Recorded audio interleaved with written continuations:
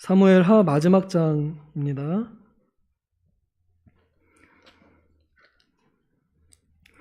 사무엘하 24장 1절부터 14절까지 제가 받들어 읽겠습니다. 사무엘하 24장 1절부터 14절까지 제가 받들어 읽겠습니다.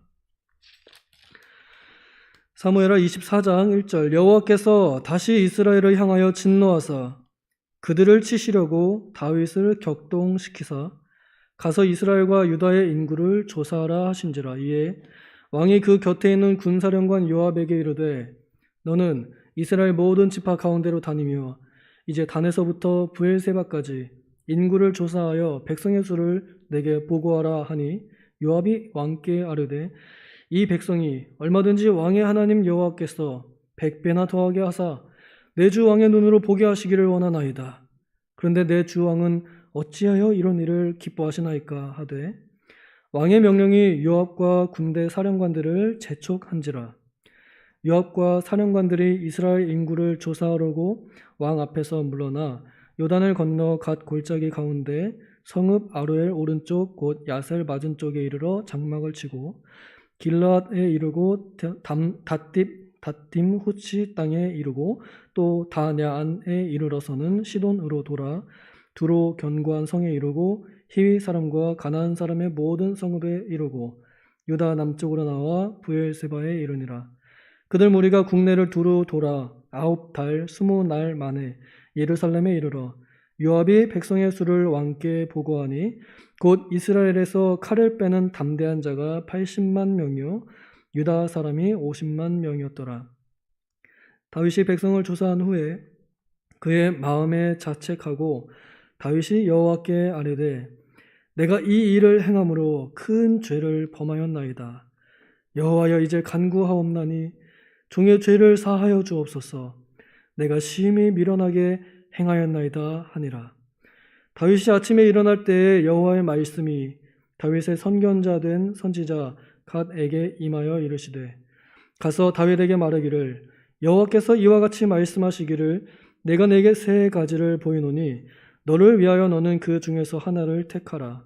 내가 그것을 내게 행하리라 하셨다라 하시니 가시 다윗에게 이르러 아뢰어 이르되 왕의 땅에 7년 기근이 있을 것이니까 혹은 왕의 원수에게 쫓겨 3달 동안 그들 앞에서 도망하실 것이니까 혹은 왕의 땅에 사흘 동안 전염병이 있을 것이니까 왕은 생각하여 보고 나를 보내신 이에게 무엇을 대답하게 하소서 하는지라.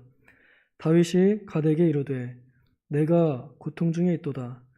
청하건대 여호와께서는 긍휼이 크시니 우리가 여호와의 손에 빠지고 내가 사람의 손에 빠지지 아니하기를 원하노라 하는지라. 아멘.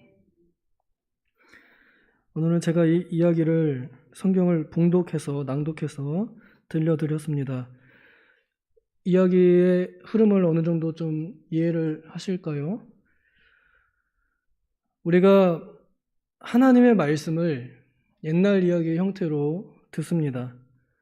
하나님께서는 우리 미련한 사람들에게 재미있게 듣던 말을 사용하셔서 하나님의 진짜 하고 싶은 이야기를 전달하십니다. 오늘 읽은 이 이야기는 다윗이 큰 죄를 범함으로 하나님께 맹매를 선택해서 보고 드려야 하는 그런 상황에 놓여 있습니다. 이스라엘 나라는 신정 국가입니다. 하나님께서 다스리시고 하나님께서 왕이신 나라입니다. 그래서 이스라엘 나라의 국방력은 하나님이십니다. 한 분 하나님이신데 다윗이 인구 조사를 명령합니다. 오늘 우리가 방금 봤던 본문 1절에서는 하나님께서 이스라엘에게 화가 나셔서 그 사람들을 치려고 다윗을 격동하사, 바른 성경에는 부추겨서라고 이렇게 번역되어 있는데요. 다윗을 부추겨서 죄를 짓게 하신지라 라고 이렇게 이해되도록 기록되어 있습니다. 이것이 같은 본문의 역대상 21장에 보면은 21장 1절에는 사탄이 이스라엘 백성들을 대항하여 다윗을 격동하고 부추겼다라고 이렇게 해설이 되어 있습니다. 첨언이 되어 있습니다. 그래서 먼 거리에서 보면 하나님의 커다란 섭리, 주권 안에서 일어나는 일은 맞습니다. 그러나 가까이에서 보면은 다윗이 죄를 지은 것은 사탄의 유혹에 빠져서 죄를 지은 것이고, 또한 그 죄의 대상자, 그들은 이스라엘 백성들입니다.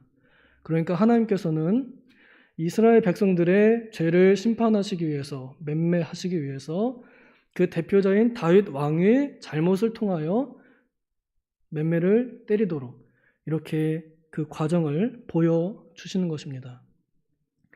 하나님께서는 죄를 만드시는 분이 결코 아니심을 우리가 다 알고 있습니다. 그럼 이 본문을 잘못 읽으면 하나님께서 다윗을 죄짓게 하신 것이 아닌가 착각이 들 수도 있습니다. 그러나 역대상 21장 1절에 분명히 사탄이라고 이렇게 표현되어 있습니다. 그러면은 다윗이 그리고 또 이스라엘 백성들이 왜 이렇게 죄를 짓게 되었느냐 라는 질문에 대해서 저는 4절에 나오는 이 재촉한 단어, 재촉이란 단어, 이것이 출애굽기에서는 이집트의 임금 파라오가 가지고 있던 마음, 그 마음을 표현하는 단어와 동일합니다. 재촉했다라는 이 단어가 출애굽기에서 바로 왕은 완악하게 하셨다라고 이렇게 번역되어 있거든요.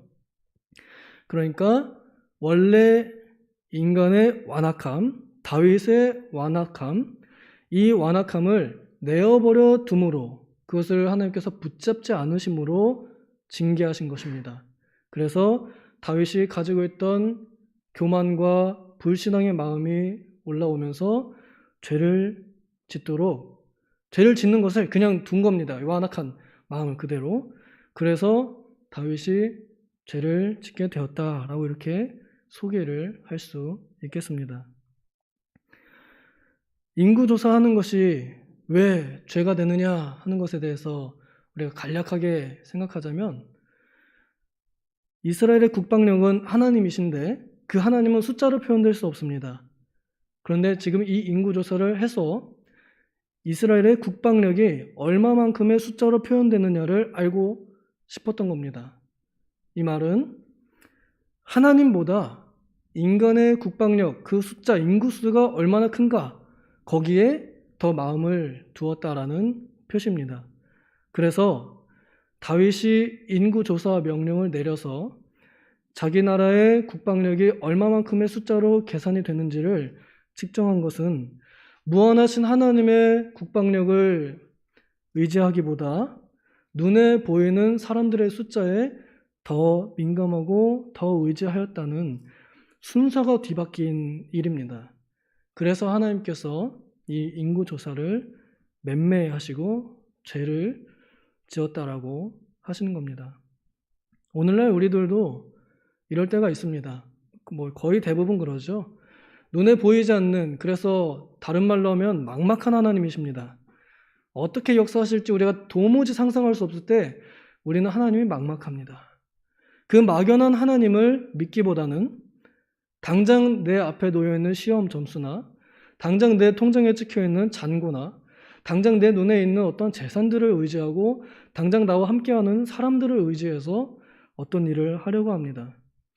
하나님의 성전을 짓는 일, 교회 짓는 일도 막연한, 막막한, 무한한 하나님을 바라보고 의지하기보다는 당장 우리가 대출할 수 있는 금액이 얼마인가, 그 숫자를 알아보고자 하는 이러한 마음가짐, 그 순서가 뒤바뀐 거예요. 의지하는 대상이 뒤바뀐 잘못이 다윗이 지은 잘못입니다. 그래서 하나님께서는 오래전부터 다윗과 함께 여행하고 또 방랑했던 선지자 갓 목사님을 보내십니다. 그래서 다윗에게 하나님의 말씀을 전해주십니다. 다윗이 먼저 스스로 깨닫고 9달 20날 만에 하나님 내가 잘못했습니다. 내가 다시는 이런 죄를 짓지 않겠습니다. 먼저 회개하고 천부에 의지없어서 손들고 나갔거든요. 그런데도 하나님께서는 오냐 그래 하고 않으시고 뭘로 맞을래? 라고 이렇게 응답을 하십니다. 보통 우리 하나님은 자비로우시고 너그러우셔서 우리가 매 맞기 전에 먼저 손들고 나오면은 안 때리시는 줄로 그렇게 이해하는데, 그럼에도 불구하고 다윗이 매를 맞는 이유는 이 상처가 나도록 맞을 때 더 이상 다시는 그러한 죄를 짓지 않는 회개함을 얻기 때문에 하나님께서는 일부러 다윗이 먼저 자백했음에도 맨매를 드신 것입니다. 사랑하기 때문에 이렇게 하시는 겁니다. 그 죄가 엄청 커서가 아니라 사랑하기 때문입니다. 그래서 다윗에게 갓 선지자가 와서 3가지 맨매를 제시합니다. 임금님, 잘못하셨죠? 하나님께서 저를 보내셔서 뭘로 맞을지 고르라고 하십니다. 하나는 7년짜리 기근입니다. 두 번째는 석 달짜리 도망입니다. 그리고 마지막으로 3일짜리 연병입니다. 7년 기근, 석 달 도주, 3일 연병. 어떤 걸 선택하시겠습니까? 라고 이렇게 저한테 대답해 주셔서 제가 하나님께 뭐라고 말씀드릴지 알려주세요. 생각을 잘 해보세요. 이렇게 설명합니다. 만약에 여러분들이 다윗 왕의 입장이었으면 어떤 걸 고르시겠습니까? 1번, 7년짜리 있으세요? 자, 7년짜리 없으셔요? 그럼 두 번째, 석 달짜리 도주. 네. 그럼 세 번째, 3일짜리 짧고 굵은 연병. 네. 안 드신 분들이 많은데요. 그래도 순서대로 이렇게 나오는 것 같습니다. 장단점을 제가 좀 생각해 봤습니다. 7년짜리 기근, 다윗은 왕입니다. 다윗은 굶지 않아요. 백성들이 굶어요. 원망도 받겠죠? 하지만 본인은 굶지 않습니다. 왕이니까. 두 번째, 석 달짜리 도주. 이건 다윗 인생에 다시는 하고 싶지 않은 일입니다. 다윗이 10수년간 자기 장인 어른이면서도 자기의 주군이었던 임금 사울 왕에게 도망다닌 기간이, 현상수배 당해서 도망다닌 기간이 10년이 넘습니다. 그 악몽 같은 기간 다시는 겪고 싶지 않을 것 같습니다. 저는 절대 저라면 그건 선택 안 합니다. 세 번째, 3일짜리 연병. 이거는 백성들이 걸릴 수 있고 나도 걸릴 수 있고 그리고 빨리 끝나는 장점이 있습니다.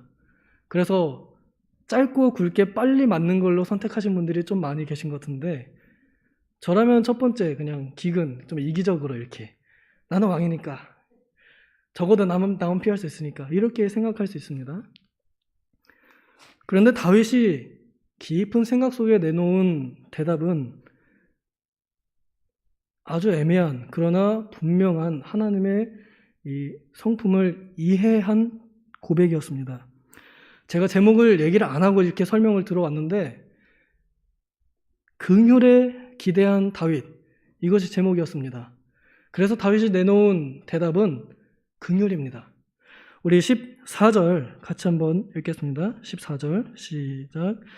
다윗이 갓에게 이르되 내가 고통 중에 있도다. 청하건대 여호와께서는 긍휼이 크시니 우리가 여호와의 손에 빠지고 내가 사람의 손에 빠지지 아니하기를 원하노라 하는지라. 기근과 연병은 하나님의 손 안에 직접 붙잡혀 있는 재앙이고요, 맴매고, 전쟁의 도주는 사람의 손입니다. 그래서 다윗은 내가 적어도 사람의 손에는 빠지지 않기를 원합니다.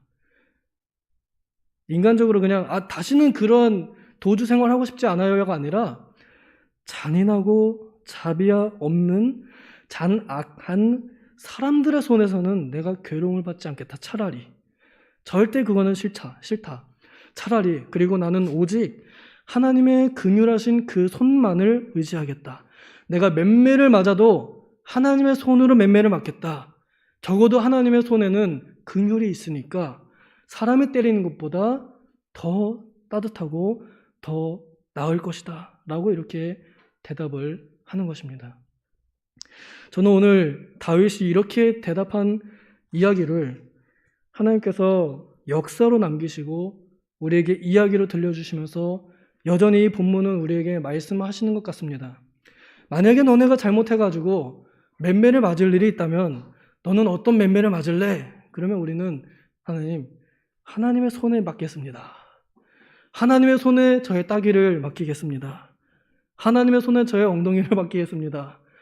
이렇게 하나님의 손에 맞을 줄 아는 이런 마음가짐을 우리에게 교훈하는 것 같습니다. 이 말을 좀 더 고상하게 표현하면 하나님의 긍휼에 기대하는 마음을 가지라 하는 교훈을 주는 것 같습니다.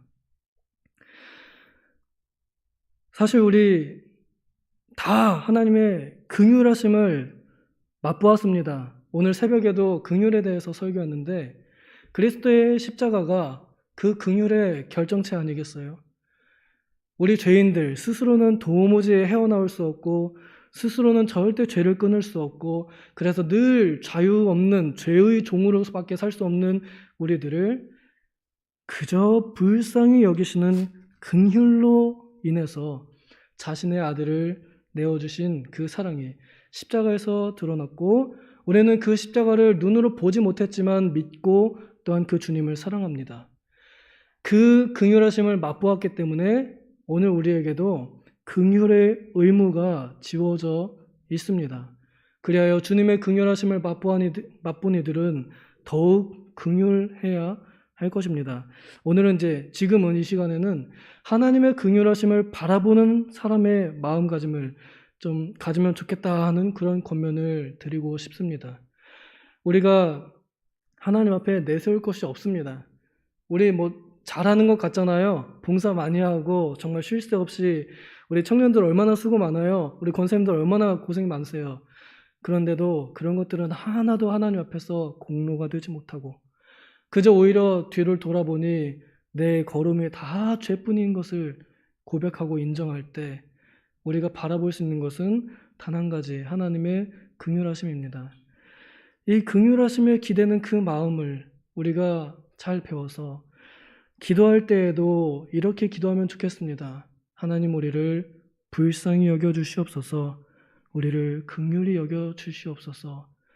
우리가 잘못하고 우리의 조상들이 잘못했지만 우리가 그래도 하나님께 끊임없이 포기하지 않고 기도하는 이유는 우리가 잘한 것이 하나도 없으나 하나님의 긍휼하심이 크시기에 우리는 그 긍휼하심에 기대어 오늘도 기도합니다. 이렇게 하면서 기도할 때 하나님께서는 그 기도를 분명히 들어주실 것입니다. 다윗은 하나님의 어떠하심을 이렇게 맛본 것입니다. 하나님의 선하심을 맛보아 알았습니다.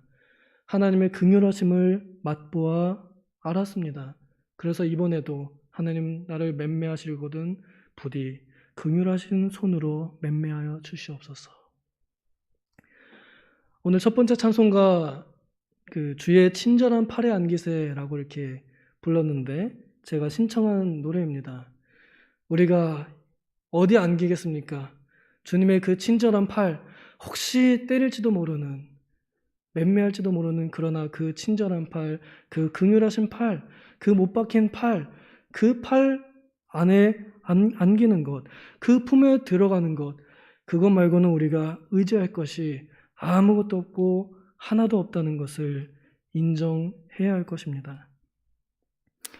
마지막으로 한 가지 잔소리는 우리가 그렇게 긍휼을 하나님께 의지하는 것처럼 하나님께 그런 긍휼을 받기를 원한다면 나 또한 다른 이들에게 나의 긍휼을 바라는 이들에게 긍휼을 베풀어야 한다는 것입니다. 야고보서 2장 13절에 긍휼 없는 사람에게는 하나님께서도 그 사람에게 긍휼 없이 대하실 것이다. 이렇게 말씀하셨습니다.